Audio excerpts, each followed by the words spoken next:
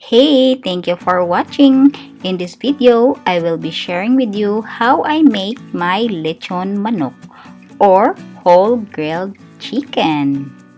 Before we go through all the ingredients, let's smash the lemongrass first just to break it in so the flavor will come out. We have a whole chicken here. Make sure you pat it dry with paper towel because we don't want excess water.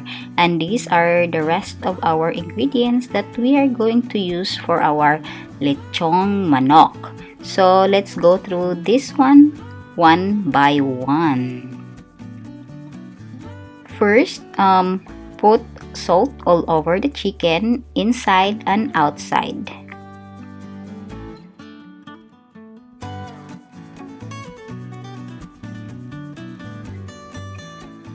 Next is the ground black pepper. Just put it all over the chicken just like the salt, inside and outside.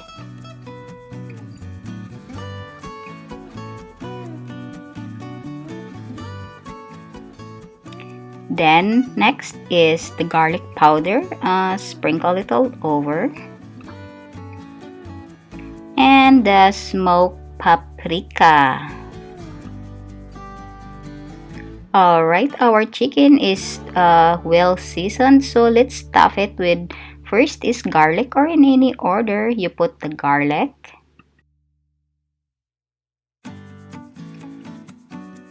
Bay leaves. Whole peppercorn. Onion.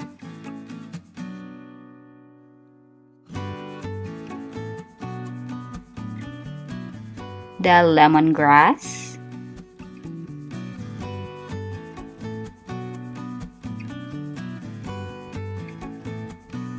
and the spring onion.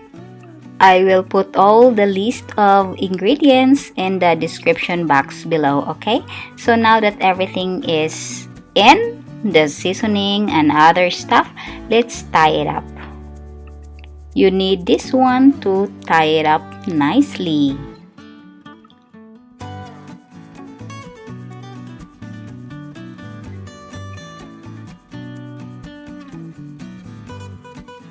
I am using charcoal to cook my lechon manok, but you can do gas also if you want.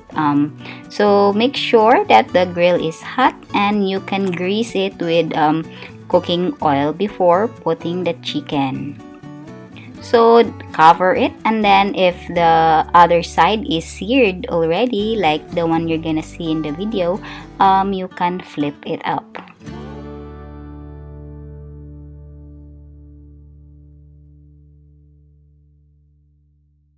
And cover it again so the other side will get seared.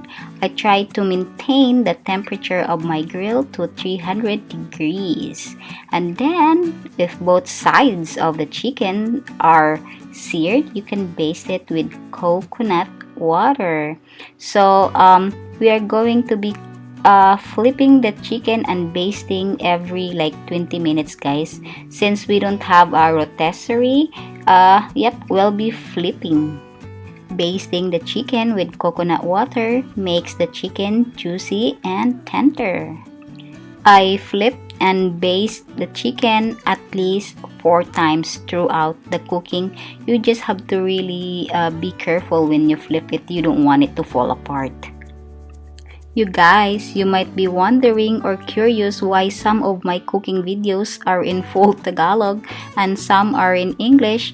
It's simply because there are some recipes that I think that foreign people might like, so I opt for English, and there are some recipes that I think only Asians or Filipino would really love, especially when there's dried fish. So that is why I just think I have to explain. So anyway, look at this, guys. Did you see the chicken start, there's already split or crack on the chicken? Look at that. That is just so pretty and delicious. Makes me happy. I did not cook the chicken really close to the charcoal. As you can see in this video, it's up high.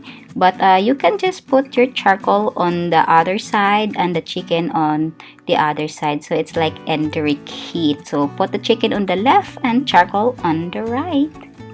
And that is just a suggestion. And there it is, our beautiful chicken. It's done and ready to enjoy. Thank you guys for watching. Kayo nang bahala sa sausawan. See ya!